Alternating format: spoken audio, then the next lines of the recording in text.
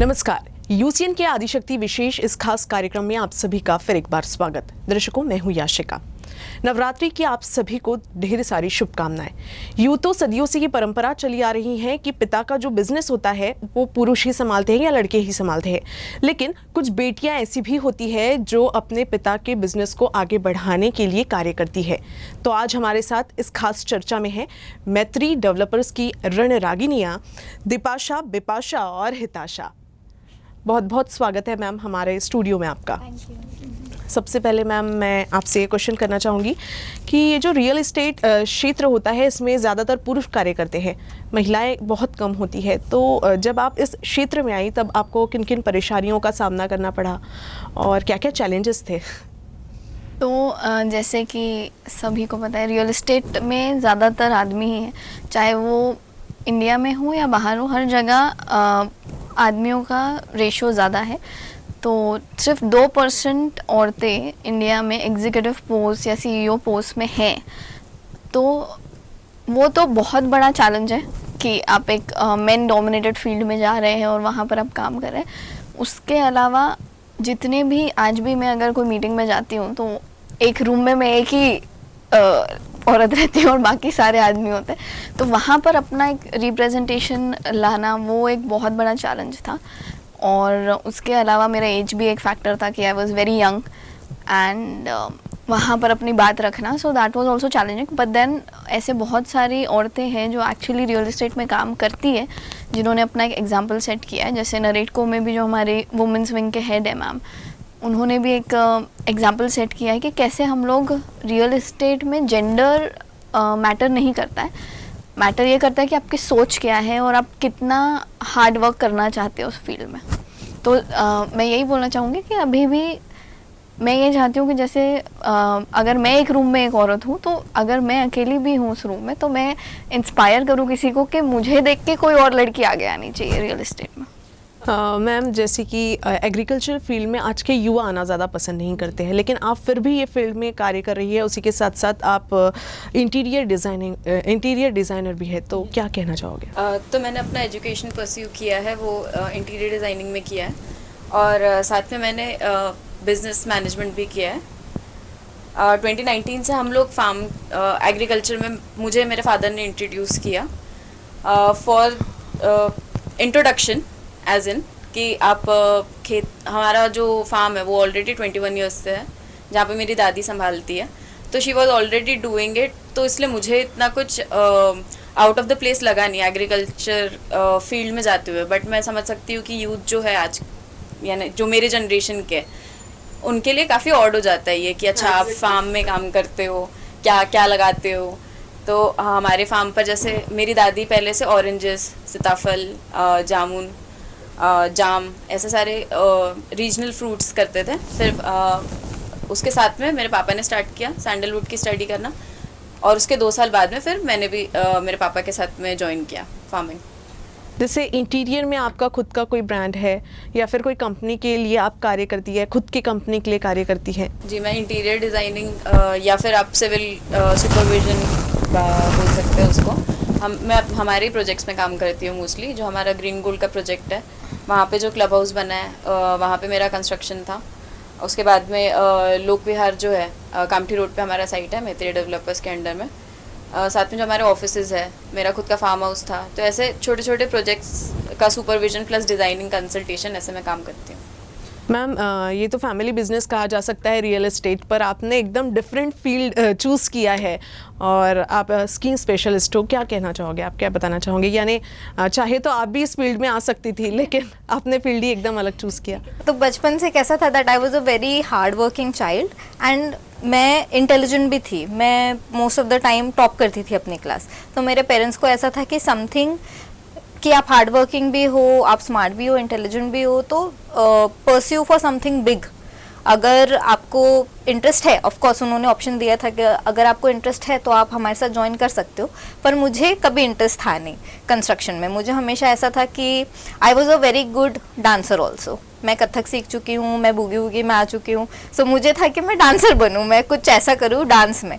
But 12th में ऐसा हुआ दैट मेरा एक्सीडेंट हुआ पैर का, और उसके बाद फिर बहुत सारे कॉम्प्लिकेशंस हुए। तो मैं डांस परस्यू नहीं कर पाई। तो मैंने तब जो एग्ज़ाम्स होती थी सारी एग्ज़ाम्स दी थी, आईआईटी की दी थी, पीएमटी की दी थी। सो मेरे जो पीएमटी में स्कोर था वो अच्छा था। तो जब पेरेंट्स के साथ मैंने डिस्कस किया तो उन्होंने बोला कि आप क्यों ना why don't you go for something that is a good profession. Doctor, हमारे घर में कोई डॉक्टर भी नहीं है। सो दे वांटेड कि आप में सारी क्वालिटीज़ हैं, आप डॉक्टर बन सकते हो, आप हार्डवर्क कर सकती हो, घर में भी कोई नहीं है, so why not do this. So they push me in the right direction और मैं आज डॉक्टर हूँ। जब मैं यूजी कर रही थी तब भी मुझे कभी ऐसा नहीं लगा कि बहुत पढ़ाई होगी, मैं कैसे करूँगी, क्योंकि पढ़ने से या मेहनत से कभी मुझे डर लगा ही नहीं। सो मैं पढ़ती गई, एग्ज़ाम्स पास करती गई, डॉक्टर बन गई। बट उस दौरान फिर मुझे रियलाइज़ हो चुका था कि मुझे क्या करना है। बहुत सारे लोगों का ऐसा होता है कि इवन इन देयर इंटर्नशिप, जब वो इंटर्नशिप कर रहे हैं लास्ट ईयर में, तभी उनको पता नहीं होता है कि उनको आगे पीजी में क्या करना है। पर मेरा गोल बहुत क्लियर था, मुझे मेरी फैमिली या सोशल लाइफ और मेरी प्रोफेशनल लाइफ को बैलेंस करना था। इमरजेंसी डिपार्टमेंट्स में मोस्टली ऐसा होता है कि आपको खुद के लिए या फैमिली के लिए टाइम नहीं मिलता है, and it was a big no for me. तो मुझे डोमैट में हमेशा से इंटरेस्ट था, तो फिर मैं उस फील्ड में चली गई, and I think I made a very good decision. And आज जैसे I am a youth representation है, और इंस्टाग्राम पे भी मेरे काफ़ी अच्छे फॉलोअर्स हैं, at least 20,000 followers I have right now on Instagram. And वहाँ से मैं इंस्टाग्राम एज इन सिर्फ इन्फ्लुएंस करना नहीं, it is an educational purpose, it is an educational platform कि लोगों को सही इन्फॉर्मेशन जाए। क्योंकि you also know, everybody knows कि इंस्टाग्राम पे आजकल बहुत सारे लोग हैं जो बहुत सारी बातें करते हैं, बहुत सारा हमको इन्फॉर्मेशन मिलता है, बट 80% ऑफ द टाइम्स वो गलत होता है, या फिर उसमें कुछ ऐसा होता है कि you can not rely on that information. So मेरा ये गोल था कि as a doctor it is my responsibility to give the right education to people, and that is what I am doing right now. Ma'am, आपका पहले से ही ऐसा था कि आपको इसी फील्ड में जाना है, या किसी और चीज़ में इंटरेस्ट था, उसके बाद अगर आप फैमिली बिजनेस है उसके बाद आपने शुरू किया, इस फील्ड में आई? सो बेसिकली मेरा ऐसा था कि मुझे पायलट बनना है बट देन मेरे फैमिली में ऐसा था कि, मतलब not my family but then my mother was like कि पायलट आप करोगे, फिर कैसे बैलेंस करोगे सोशल लाइफ फिर बाकी की चीज़ें। बट देन डेस्टिनी में वही था, I have come to a field where I am in the minority, like अभी उसमें भी ज़्यादा याद में, it's a conventional field, and it was like कि I had to step in that role, because सबको ये रहता है कि हम लोग क्यों चाहते हैं कि हमें लड़का हो। सबका एक क्वेश्चन ये रहता है कि लड़का होना चाहिए। तो अगर आप उसको पूछोगे क्यों, आपको क्यों चाहिए कि लड़का हो, लड़की क्यों नहीं होनी चाहिए, तो उनका एक ही रहता है हमारे ख़ानदान का नाम कौन आगे बढ़ाएगा और आगे हमारा बिजनेस कौन चलाएगा, उसके लिए हमें लड़का चाहिए। लेकिन सेम वे मेरे फादर ने या मेरे पेरेंट्स ने कभी हमारे बीच में वो क्या बोलेंगे उसको, रियलाइजेशन या जेंडर बायस लाया ही नहीं कि आप अलग हो या आप लड़की हो तो आप ये नहीं कर सकते और आप वो नहीं कर सकते। तो उस रीज़न के वजह से माई फादर वॉज लाइक कि अभी मुझे रिटायरमेंट की तरफ जाना है and I want to give my business. So वो सोच रहे थे कि मैं कोई मैनेजर को दे देता हूँ, किसी को हायर कर लेता हूँ। बट देन हमें ऐसे लगा कि we need to step in and we need to take up that role, because अगर आप कोई भी नॉर्मल से नॉर्मल इंसान को देखो, किसी की दुकान होती है तो दुकान पे नेक्स्ट बैठने वाला इंसान उनका लड़का ही होता है तो व्हाई नॉट अस। और उसको एक्सेप्ट किया मेरे पेरेंट्स ने बहुत इजीली एंड उन्होंने हमें वो चांस दिया, उसके लिए I am very thankful. And I just wanted to set an example that ज़रूरी नहीं है कि कोई भी फील्ड हो उसमें आपको जेंडर का रोल आना चाहिए कहीं पे भी, it should be very neutral. In general जब हम लोगों से भी मिलते हैं फंक्शंस वगैरह में, रियल एस्टेट रिलेटेड हो या फिर इवेंट्स वगैरह में, तो पीपल आस्क कि अच्छा आप दोनों भी संभालते हो रियल एस्टेट? लाइक हाँ हम संभालते हैं। अच्छा आप तीनों बहनें ही हो, भाई नहीं है पर वो हमारे पेरेंट्स ने कभी हमको ऐसे रियलाइज नहीं कराया है कि भाई है तो क्या, यानी आई डोंट थिंक हम तीनों में से कोई भी ऐसा है जो कोई लड़कों वाला टास्क या मेन डोमिनेटेड टास्क नहीं कर सकते। फिजिकल छोड़ के।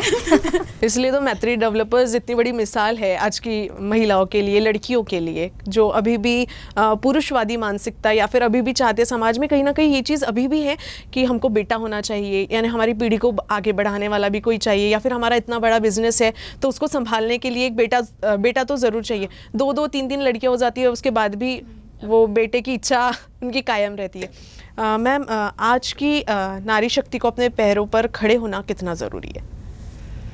आई थिंक ये बहुत इम्पोर्टेंट है हर एक औरत के लिए कि वो इंडिपेंडेंट रहे। इंडिपेंडेंस इज़ मतलब मोस्टली फाइनेंशियल इंडिपेंडेंस बहुत ज़रूरी है, क्योंकि उसका कोरिलेशन बहुत ज़्यादा है आपके फ्रीडम के साथ। अगर आप फाइनेंशियली इंडिपेंडेंट हैं तो आप खुद के लिए डिसीजंस ले सकते हो, आप अपनी एनवायरनमेंट चेंज कर सकते हो, आप अपनी जो नेक्स्ट जनरेशन है उसका फ्यूचर चेंज कर सकते हो। अगर आप फाइनेंशियली इंडिपेंडेंट नहीं हो तो आपको ऑटोमेटिकली को डिपेंडेंट रहना पड़ेगा अपने हर एक डिसीजन को लेकर।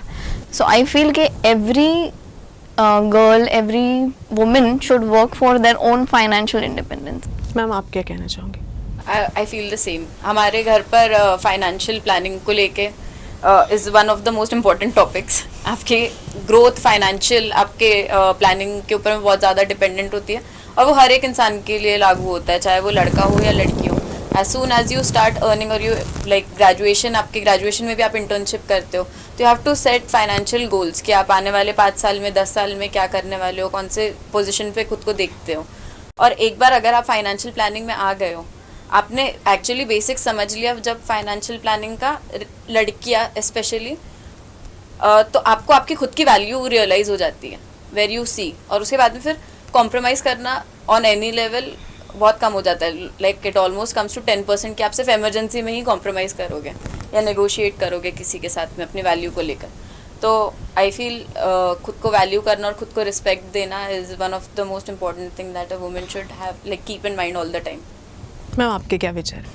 सेम जो इन्होंने बोला कि फाइनेंशियल इंडिपेंडेंस बहुत ज़्यादा ज़रूरी है। एक तो वो आपकी वैल्यू बढ़ाता है खुद के लिए, दूसरों के लिए नहीं। खुद आप खुद को वैल्यू करते हो, आप हार्ड वर्क करते हो और आप ज़िंदगी में आगे बढ़ना चाहते हो।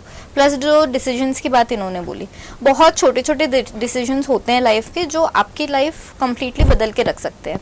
मे बी आप अभी जैसे आप सोशल मीडिया पे देखोगे या जो यंगर जनरेशन है उनको देखोगे, उनके बहुत सारे छोटे छोटे बिजनेसेस ऑलरेडी शुरू है इंस्टाग्राम पे या गूगल पे या फेसबुक पे।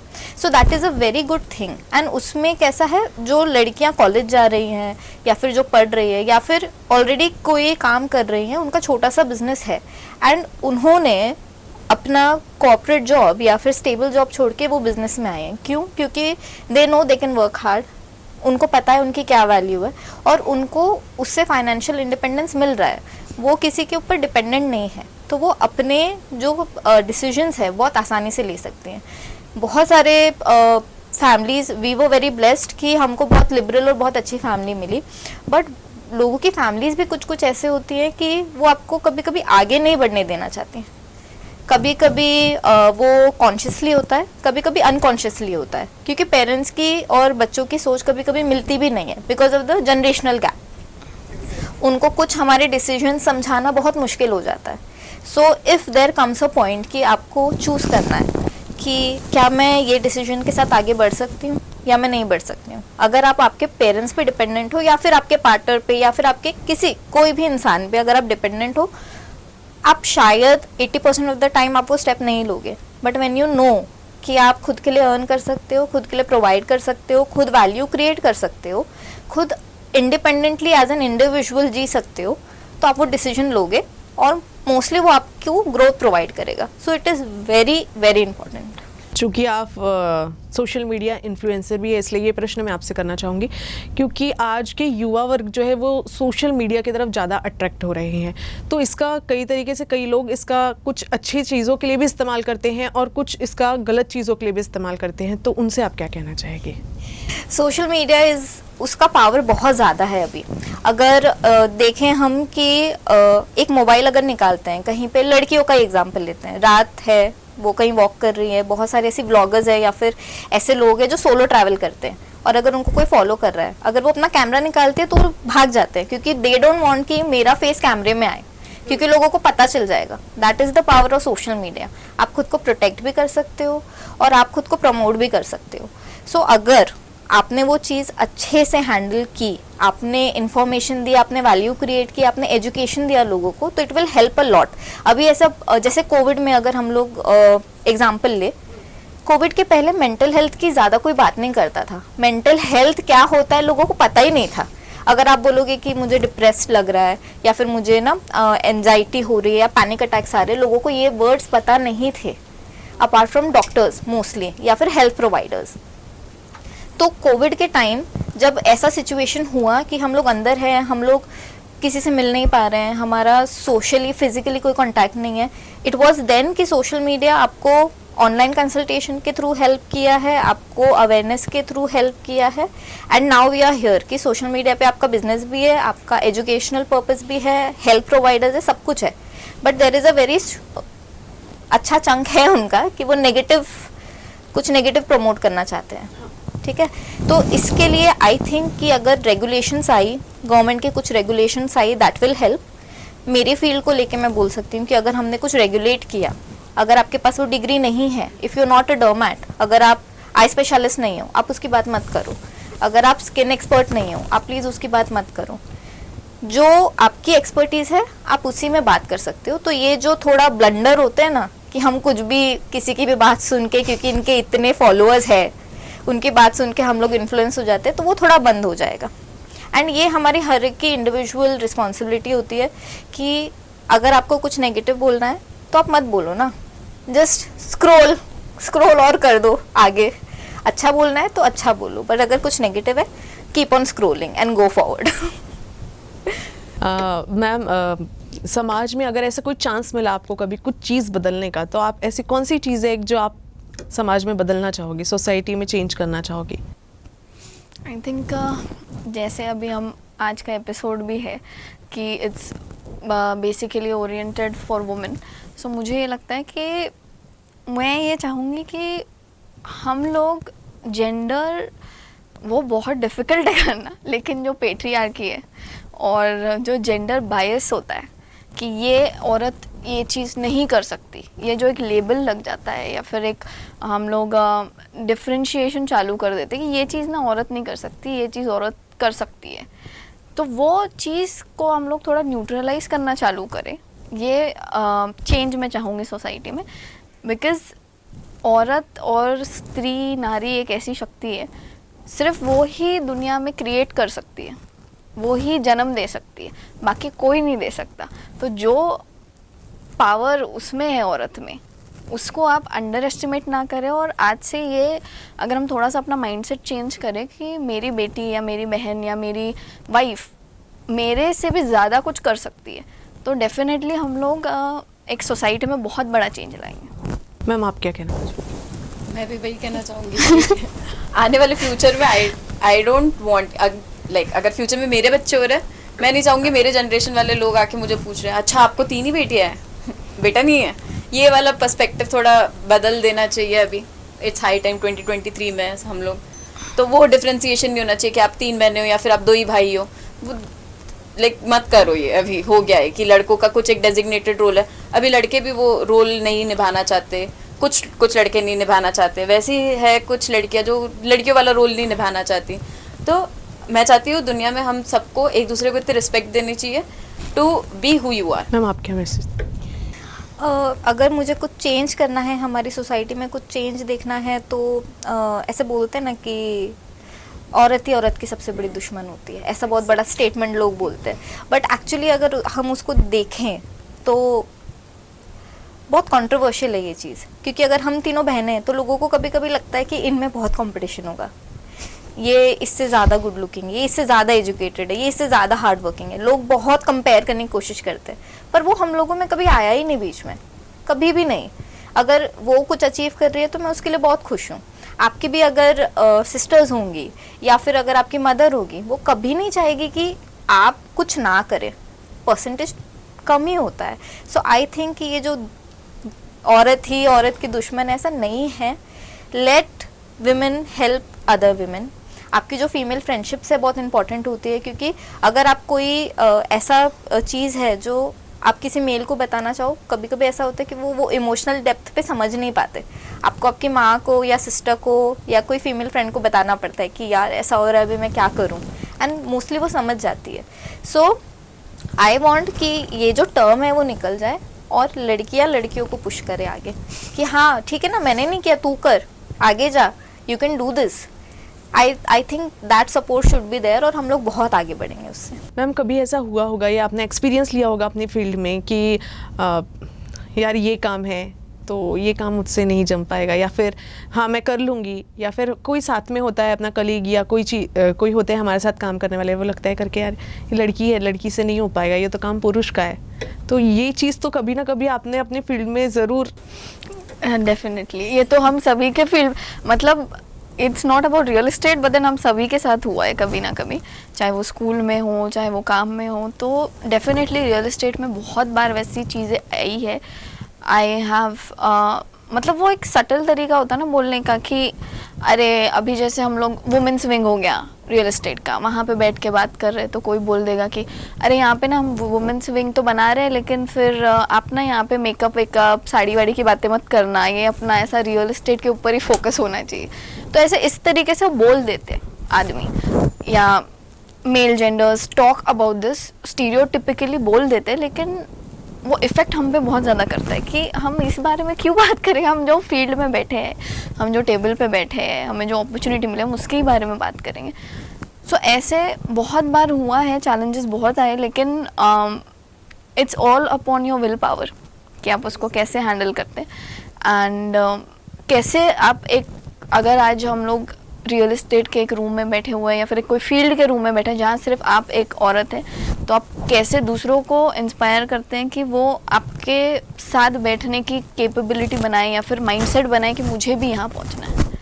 मैम चूँकि आप एग्रीकल्चर फील्ड से हैं तो कई बार ऐसा होता है आज के युवा वर्गों को एग्रीकल्चर में कोई इंटरेस्ट नहीं है, वो इंजीनियर बनना चाहते हैं, पढ़ाई लिखाई करके गांव छोड़ के या फिर देश के दूसरे देश में जाकर कुछ अच्छी नौकरी करना चाहते हैं. तो आप क्या कहना चाहेंगे युवाओं से? अगर आपके पास में अपॉर्चुनिटी है तो आप अपना जो जनरेशनल लैंड है, जो बोलते हैं ना दादा का कोई गांव में ज़मीन रखा हुआ था, उसको प्लीज़ बेचो मत. सबसे पहला पॉइंट. और आपको अभी रियलाइज़ नहीं हो रहा, पर आने वाले शायद 15-20 साल में 25 साल में रियलाइज़ होगा हाउ एवर एनवायरनमेंट या फिर नेचर को प्रिजर्व करना या हमारे इंडियन कल्चरल एग्रीकल्चर रूट पे जाना हमको कितना इम्पोर्टेंट है. अब पिछले 70 ईयर्स में हम लोगों ने एग्रीकल्चर फील्ड बोलो या फिर रेवोल्यूशन, इंडस्ट्रियलाइजेशन, इन सब के वजह से काफ़ी सारा चेंजेस देखे हैं इंडिया में, जो बहुत अच्छा है. पर जो हमारा बेस कोर था एग्रीकल्चर, जो इंडिया को बोलते सोने की चिड़िया थी, जहाँ से गेहूँ उगता था, हाई क्वालिटी राइस आता था, आई थिंक हमको वापस से वो रूट्स को अपनाना चाहिए. जिस तरीके से हम दूसरी चीज़ों में भी आयुर्वेदा को अपने लाइफस्टाइल में इंक्लूड कर रहे हैं, मेडिटेशन को हम लोग इंक्लूड कर रहे हैं, रीजनल रिलीजियस प्रैक्टिसेस को यूज़ कर रहे हैं, सेम तरीके से हमको एग्रीकल्चर को भी अपने लाइफस्टाइल में इंटीग्रेट करना चाहिए. तो वही है कि बहुत फ्यूचरिस्टिक बात कर रही हूँ मैं, पर आने वाले 20 ईयर्स में hopefully we will see that change agriculture की तरफ भी. इसलिए आप अपनी ज़मीन मत बेचो. कई बार ऐसा होता है कि युवा पढ़ाई के लिए ही ज़मीनों को बेच देता है, उनके घर वाले ऐसे मजबूर हो जाते हैं कि अगर बच्चे को पढ़ाना है तो ज़मीन को बेच दो और वो पैसे से बच्चे को पढ़ा लेंगे तो वो कुछ अच्छी कंपनी में वर्क करेगा. जी, तो इसके लिए भी ये सवाल क्योंकि बहुत ही जनरल है, हम लोग गांव में काम करते हैं, वहाँ पे सारे फार्मर्स का यही एक प्रॉब्लम है. तो हम लोगों ने एक सोल्यूशन ऐसा निकाला है जहाँ पे फार्मर्स की बेटियाँ है या बेटे हैं जो 12 साल से नीचे है, अगर वो ज़्यादा अफोर्ड नहीं कर सकते, we give them 2 sandalwood trees free of cost, mango tree या नीम ट्री के साथ में, कि आप अपने बॉर्डर पे लगा लीजिए. तो जब आपका बेटा 12 साल के नीचे का है, जब वो 20-22 ईयर्स का भी होता है, उनके पास में मिनिमम 10 लाख रुपए आते हैं, मिनिमम 10 लाख रुपए 2 झाड़ से. तो आप ज़मीन मत बेचो ना, जब आप वो ज़मीन को यूटिलाइज़ कर सकते हैं. मैं वही बोल रही हूँ, आपको फाइनेंशियल प्लानिंग साथ में एग्रीकल्चर के थ्रू हमने एक तरीका निकाला है. ऐसे कई सारे अलग तरीके हैं, जैसे स्कॉलरशिप पे जाना आपको बाहर फॉरेन पढ़ने के लिए, काफ़ी सारे गवर्नमेंट एडेड स्कॉलरशिप्स होती है. सेम तरीके से हम लोग गाँव में ये एजुकेट करने की कोशिश कर रहे हैं कि सागवान हो गया, चंदन के झाड़ हो गए, औद के झाड़ हो गए, मिली डुबिया, मालाबार नीम, ऐसे काफ़ी सारे झाड़ हैं जो आपको रिकरिंग इनकम देती रहती है. ब्रिटिशर्स आने की वजह से हम लोग वो सारी टेक्निक्स भूल चुके हैं, तो हम लोग वही चाहते हैं कि हम लोग उसको रिवाइव करें, और वो धीरे धीरे का प्रोसेस है, क्योंकि फार्मर को भी यकीन नहीं होता ना जब तक कि वो खुद की नज़रों से देखेगा नहीं उगते हुए, जब तक कि उसके हाथों में पैसा नहीं आता। तो it's a very long process agriculture. Benefits educating is the first step education and awareness. तो अभी फ़िलहाल हम वो स्टेज पर हैं। नवरात्रि पर्व है, आप हमारे महिला दर्शकों को क्या मैसेज देना चाहेंगे? सबसे पहले अगर मैं मैसेज देना चाहूँगी सिर्फ फीमेल्स को, तो पहला रहेगा कि एजुकेट योरसेल्फ। आपको अपॉर्चुनिटीज़ मिल रही हैं पढ़ने की, जितना पढ़ सकते हो उतना पढ़िए। आप खुद को एम्पावर करिए, आपकी डिस्टिंग्विश कि आपकी क्या क्वालिटी अच्छी है। मे बी आप क्रिएटिव हो, या फिर मे बी आप बहुत हार्ड वर्किंग हो, या फिर मे बी आप बहुत कोऑपरेटिव हो, या फिर यू आर समवन कि आप मीडिएटर के जैसे काम कर सकते हो। तो आपकी जो एक यूनिक क्वालिटी है वो पहले से रिकग्नाइज करो, उसको हॉर्न करो, एंड उसको अपने एजुकेशन में या फिर कुछ ऐसे स्ट्रीम में डालो जिससे आपको फ़ायदा हो। जैसे लोग बोलते हैं ना 5 हॉबीज़ होनी चाहिए, एक एंटरटेनमेंट के लिए, एक कुछ सोर्स के लिए। 5 तो नहीं, एक भी अगर आप आइडेंटिफाई कर पाओ कि हाँ मैं इसमें अच्छी हूँ, मैं इसमें बहुत अच्छी हूँ, उसको हॉर्न करके उसको आगे लेके जाइए। थर्ड इज़ कि कभी ऐसा मत सोचो मैं ये नहीं कर सकती, ये मुझसे नहीं होगा। Take help, ask for help. अभी बहुत सारे चैनल्स है, यूट्यूब है, इंस्टाग्राम है, गूगल है। आप एक गूगल सर्च करोगे, आपको आपके प्रॉब्लम का सोल्यूशन मिल जाएगा। चैट जीपीटी आ गया है, आप उसको पर्सनल क्वेश्चन भी पूछोगे, उसका भी आंसर उसके पास है। Use your skills, use the resources that you have, and always try to move forward. ऐसा कोई भी काम नहीं है दुनिया में कि आप वो नहीं कर पाओगे। So empower yourself, educate yourself and move forward, don't doubt yourself. बहुत बहुत धन्यवाद मैडम, आपने अपना बहुमूल्य समय हमें दिया। फिर मिलेंगे नए एपिसोड के साथ, तब तक आप देखते रहिए UCN न्यूज़ विशेष।